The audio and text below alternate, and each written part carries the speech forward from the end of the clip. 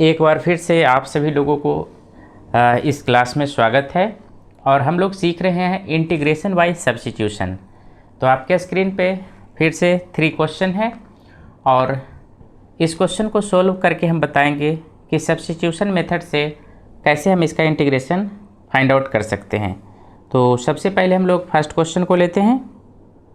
Question है 4x + 2 integration of x² + x + 1 dx।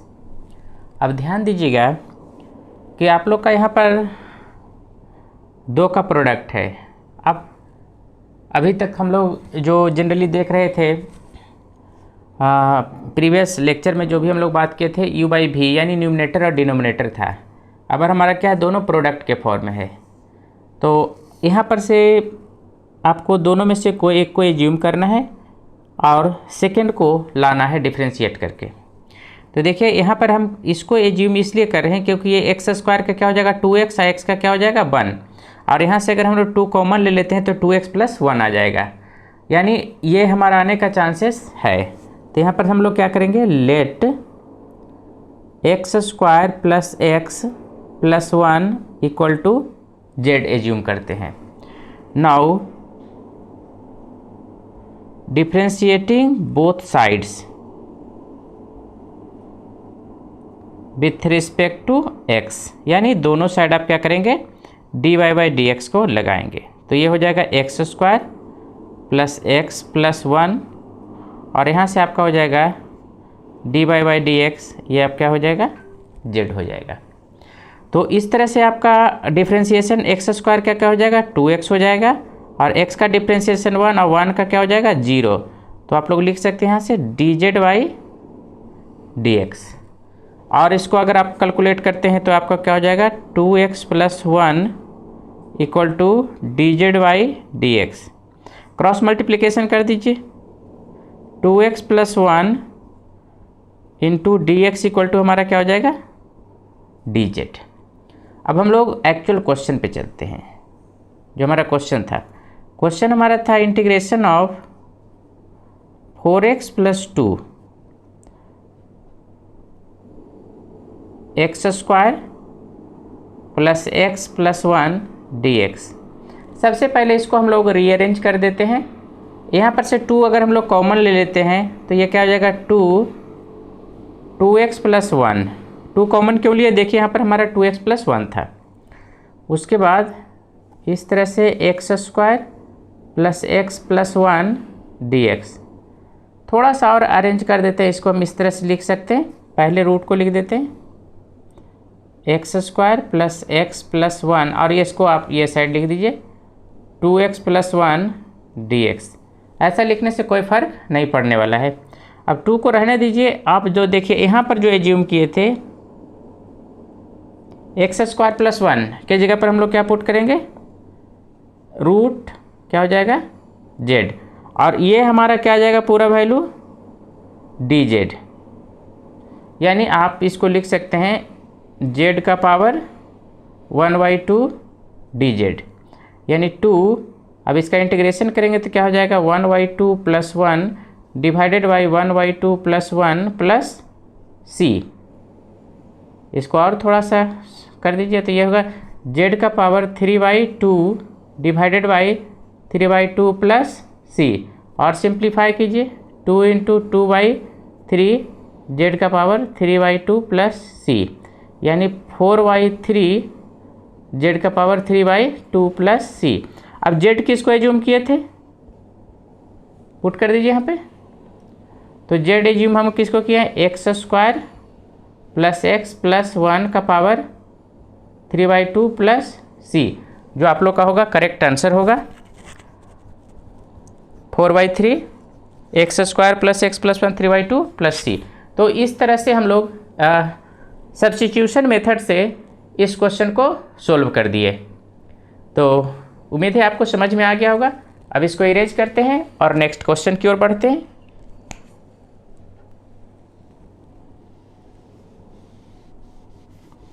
Pause कर video आप लोग इसका सॉल्यूशन को नोट कर लेंगे, और अगर समझ में आ गया है तो आप खुद भी बना सकते हैं।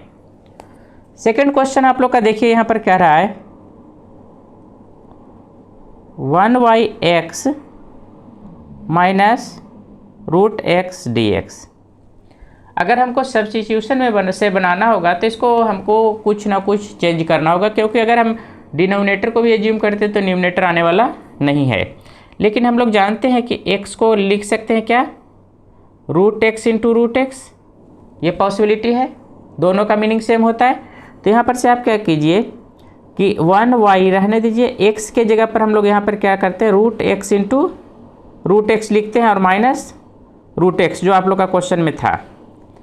अब यहाँ पर से क्या करेंगे, रूट एक्स को कॉमन ले लीजिए,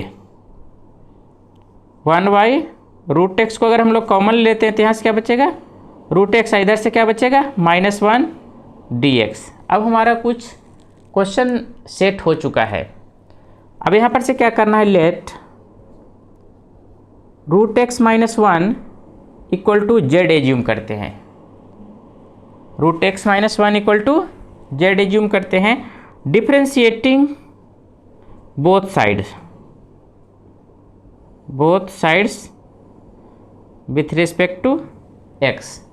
तो यहाँ पर से हम लोग क्या करेंगे, dy/dx अगर हम लगाते हैं तो ये हमारा हो जाएगा root x -1 equal to dy/dx, यहाँ से क्या हो जाएगा z। इसको थोड़ा सा हम लोग सिंप्लीफाई करते हैं तो रूट एक्स का क्या हमारा डिफ्रेंशिएशन होता था, 1/2 रूट एक्स। ध्यान रखिएगा, dy/dx रूट एक्स का क्या होता है, 1/2 रूट एक्स डिफ्रेंशिएशन होता है। तो वो, और इसका क्या हो जाएगा, 0 इक्वल टू dz/dx। अब इसको को हम लोग लिख सकते हैं 1/2 root x equal to dz/dx। अब यहाँ पर देखिए क्वेश्चन में हमारा क्या, 1/रूट एक्स यानी dx/रूट x। तो आप इसको आप लोग को लेफ्ट हैंड साइड में भेजना होगा, तो dx/2 root x equal to dz। लेकिन हमारा यहाँ पर क्या है, dx/रूट एक्स, तो इसको हम लोग लिख सकते हैं dy/रूट एक्स इक्वल टू 2dz। ये कहाँ चला गया, क्रॉस मल्टीप्लिकेशन में यहाँ पे चला गया। अब यहाँ पर से आप लोग क्या करें, क्वेश्चन को फिर से लिखते हैं, यहाँ पर इस पार्ट्स को लिखेंगे 1/रूट एक्स और ब्रैकेट में हमारा क्या हो जाएगा, रूट एक्स -1 dx। इस क्वेश्चन को थोड़ा सा रीअरेंज कर देते हैं, तो 1/रूट एक्स -1 इंटू dx/रूट एक्स, ये रूट एक्स यहाँ पे ले आए, इसको पहले ले आए, ऐसा कर सकते हैं। तो अब हम लोग यहाँ पर वैल्यू सब्स्टिट्यूट करते हैं, तो देखिए हमारा क्या था, इतना की जगह पर हम लोग को क्या करना है, z। तो ये हमारा क्या हो गया, z, और ये क्या हो जाएगा 2dz आ गया।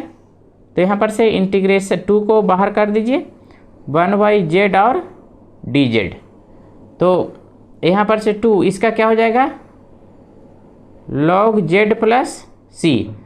अब z का वैल्यू हम लोग यहाँ पर पुट कर देंगे फिर से, रूट एक्स, तो हो जाएगा 2 log root x -1 plus c। यही आपका क्या होगा, करेक्ट आंसर होगा, यानी ये आंसर आपका क्या हो जाएगा, फाइनल रिजल्ट होगा। तो आप देखें कि किस तरह से हम लोग क्वेश्चन को चेंज किए, क्वेश्चन क्या दिया हुआ था, हम उसको कैसे एक्सपेंड किए, कैसे एज्यूम किए, और तब जाकर उसका हम लोग फार्मूला पर सेट करके इंटीग्रेशन फाइंड आउट किए। तो ध्यान रखिएगा, थोड़ा सा मॉडिफिकेशन, थोड़ा सा सिंप्लीफाई और थोड़ा सा दिमाग आपको यूज करना होगा। तो जितना ज़्यादा प्रैक्टिस होगा क्वेश्चन पे, उतना ही आपका दिमाग ज़्यादा वर्क करेगा कि कैसे इसको हमको कैलकुलेट करना है, कैसे सिंप्लीफाई करना है। तो चलिए एक लास्ट क्वेश्चन और है, उसको भी हम लोग देख लेते हैं। पॉज करके वीडियो आप लोग आंसर कॉपी कर सकते हैं, अगर समझ में आ गया है तो फिर से बनाकर आप देख लीजिए। अब इस क्वेश्चन में देखिए, यहाँ पर जो लास्ट क्वेश्चन है आप लोग का, x³ -1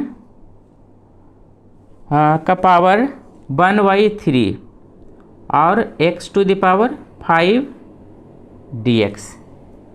अब यहाँ पर से ध्यान दीजिएगा कि हमारे पास x³ -1 को एज्यूम करना है, लेकिन राइट हैंड साइड में हमारा उसके बाद क्या गया, x⁵ तो इसको सबसे पहले हम लोग सिंप्लीफाई करते हैं।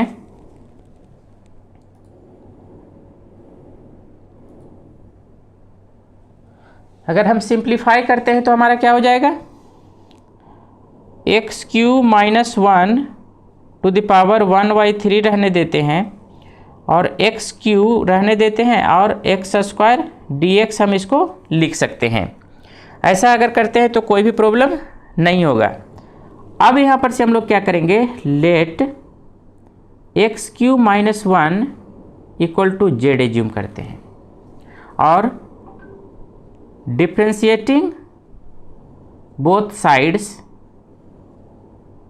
विथ रिस्पेक्ट टू एक्स, तो डी बाई डी एक्स हमारा हो जाएगा x q minus 1 equal to d by d x, ये हमारा क्या हो जाएगा, जेड हो जाएगा। इसका अगर डिफ्रेंशिएशन करते हैं तो 2x हो जाएगा और -0 कांस्टेंट है और ये हो जाएगा d z by d x, यानी 2x equal to d z by d x, यानी हमारा यहाँ पर लिख सकते हैं 2x स्क्वायर हो जाएगा यहाँ पे से dot d x equal to d z, क्योंकि पावर यहाँ पर से पावर आगे आएगा तो ये हमारा क्या हो जाएगा 3x स्क्वायर, ये हो जाएगा। लेकिन हमको यहाँ पर क्या चाहिए, एक्स स्क्वायर डी एक्स, तो आप इसको लिख सकते हैं एक लाइन और एक्सटेंड करके, x square dot d x equal to, वहाँ इधर से आपको मल्टीप्लाई, उधर जाके क्या हो जाएगा डी जेड बाई 3 हो जाएगा। यहाँ पर तक को आप शायद कोई प्रॉब्लम नहीं होगा आप लोग को। अब यहाँ पर से हमारा क्या है क्वेश्चन में, देखिए यहाँ पर से चलते हैं, एक्स क्यू माइनस 1 का पावर 1/3 और इनटू, चूँकि एक्स क्यू हम रहने देते हैं तो यहाँ पर से x square dot d x, यहाँ पर एक्स क्यू को हम रहने दिए, तो चूँकि हम लोग यहाँ पर से देखिए x q minus 1 equal to z, तो एक्स क्यू इक्वल टू क्या हो जाएगा जेड प्लस 1, यानी जहाँ एक्स क्यू वहाँ पर हम लोग जेड प्लस 1 एज्यूम यानी ले सकते हैं। अब सब्स्टिट्यूशन करते हैं, एक्स क्यू माइनस 1 की जगह पर हमारा क्या होगा जेड का पावर 1/3 और यहाँ पर से एक्स क्यू की जगह पर हम लोग क्या लिख सकते हैं जेड प्लस 1 और यहाँ से हमारा क्या हो जाएगा एक्स स्क्वायर डी एक्स के जगह पर हम लोग क्या पुट कर सकते हैं डी जेड बाई 3। तो इसको हम लोग यहाँ पर से 1/3 को आगे ले लेते हैं। अब हमको क्या करना है, जेड का power 1/3 into Z plus 1 D Z. अब इसको सिंप्लीफाई करेंगे और इंटीग्रेट करेंगे, अब कोई प्रॉब्लम नहीं है। तो इसको हम लोग लिख सकते हैं इंटीग्रेशन ऑफ जेड का पावर 1/3 इंटू जेड और प्लस जेड का पावर 1/3, एक लाइन बाद जाकर हम लोग इसको डी जे अलग करेंगे। तो 1/3 यहाँ से जेड का पावर क्या हो जाएगा, जेड का पावर 1/3 प्लस 1 प्लस जेड का पावर 1/3 डी जेड, यानी 1/3 जेड का पावर क्या हो जाएगा 1/3 प्लस 1 यानी 4/3, जेड का पावर 4/3 प्लस जेड का पावर 1/3 और डी जेड, यानी 1/3। अब हम लोग क्या करेंगे, प्रत्येक टर्म के साथ इंटीग्रेशन लगा देंगे, तो जेड का पावर 4/3 डी जेड, जेड का power 4/3 D Z plus integration of Z का पावर 1/3 डी जेड। अब इसको हम लोग सिंप्लीफाई कर देंगे, तो जेड का power 4/3 plus 1 divided by 4/3 plus 1, Z का power 1/3 plus 1 divided by 1/3 plus 1, इसका इंटीग्रेशन हो गया प्लस सी। अब सिंप्लीफाई कर दीजिए बस, और कुछ है नहीं। 4 + 3 कितना हो जाएगा, जेड का पावर 4+3 7/3 और नीचे भी क्या आ जाएगा 7/3 प्लस जेड का पावर 3+1 4/3 और डिवाइडेड बाई 4/3 प्लस सी। हम इसको लिख सकते हैं 1/3 3/7 जेड का पावर 7/3 प्लस 3/4 जेड का पावर 4/3 प्लस सी। अब आप जेड किसको एज्यूम किए थे, आप उसका वैल्यू पुट कर सकते हैं। तो देखिए यहाँ पर दोनों प्लेस पे 3 है तो हम 3 कॉमन ले सकते हैं, 3/3 कॉमन ले लीजिएगा तो यहाँ क्या हो जाएगा 1/7 जेड का पावर, यहाँ भी 3 था और यहाँ भी 3 था, 7/3 प्लस 1/4 जेड का पावर 4/3 प्लस सी। तो 3 से 3 कैंसिल हो गया। अगर हम लोग चाहें तो यहाँ पे आगे लिख सकते हैं, तो हमारा आ जाएगा यहाँ पर से 1/7 जेड का पावर 7/3 प्लस 1/4 जेड का पावर 4/3 प्लस सी। अब 1/7 जेड क्या एज्यूम किए थे, तो x³ - 1 का पावर 7/3 प्लस 1/4 जेड क्या है x³ - 1 4/3 प्लस सी। यही आप लोग का क्या हो जाएगा आंसर हो जाएगा। तो आप देखें कि कितना आसान है, यानी अगर थोड़ा सा आपको नॉलेज है और कैलकुलेशन आपको पता है तो बहुत आसानी से आप क्वेश्चन को बना सकते हैं। यानी बनाने में आपको किसी भी तरह का प्रॉब्लम नहीं होने वाला है। सिर्फ आप लोग को बेसिक फंडामेंटल कंसेप्ट क्लियर होना चाहिए, बेसिक फार्मूला पता होना चाहिए, बेसिक कैलकुलेशन पता होना चाहिए और थोड़ा सा प्रैक्टिस है तो आसानी से कोई भी क्वेश्चन को आप एग्जामिनेशन में बना सकते हैं इंटीग्रेशन बाय सब्स्टिट्यूशन पे। तो चलिए 2 क्वेश्चन आपको हम देते हैं, बनाकर उसका आंसर पोस्ट कीजिएगा ताकि आपको भी समझ में आ जाए कि आपसे बन रहा है या नहीं बन रहा है। तो पहला क्वेश्चन है आपका इंटीग्रेशन ऑफ x² 2 + 3x³ का पावर q dx, और दूसरा क्वेश्चन है xy 9 - 4x² dx। ये दोनों क्वेश्चन आप बनाइएगा तो आपको समझ में आ जाएगा कि आपसे क्वेश्चन बनेगा या नहीं बनेगा, और नहीं बनेगा तो प्रैक्टिस करना है, चिंता नहीं करना है, क्योंकि कभी पढ़े नहीं तो कोई ज़रूरी नहीं कि एक ही बार में हमारा क्वेश्चन बन जाए, तो प्रॉब्लम हो भी सकता है लेकिन प्रॉब्लम्स नहीं होना चाहिए। तो इसके आगे हम फिर से कुछ क्वेश्चन लेकर आएंगे इंटीग्रेशन बाय सब्स्टिट्यूशन पे ही। तो 3, 3, 6, 3, 9 to 11 क्वेश्चन अभी तक हम लोग देख चुके हैं। अगर आप 3 क्वेश्चन पिछले लेक्चर का बनाए होंगे और इस का 2 लेक्चर बना लेंगे तो 3 to 5 आपका होमवर्क के लिए था, और 3 + 3 6 को हम लोग यहाँ पर सोल्व कर चुके हैं। तो अब आपको भी समझ में आ रहा होगा कि सब्स्टिट्यूशन क्या होता है, कैसे सब्स्टिट्यूट करते हैं और कैसे उसका वैल्यू हम लोग after the integration find out करते हैं। तो जो अभी तक डायमंड मेंबर नहीं बने अपने दोस्तों को बोलिए कि वो भी वीडियो को देखकर मेंबर सब्सक्रिप्शन ले लें और अच्छी तरह से तैयारी करें ताकि एग्जामिनेशन में किसी भी तरह का प्रॉब्लम ना हो। तो फिर मिलेंगे नेक्स्ट लेक्चर में, तब तक के लिए थैंक यू।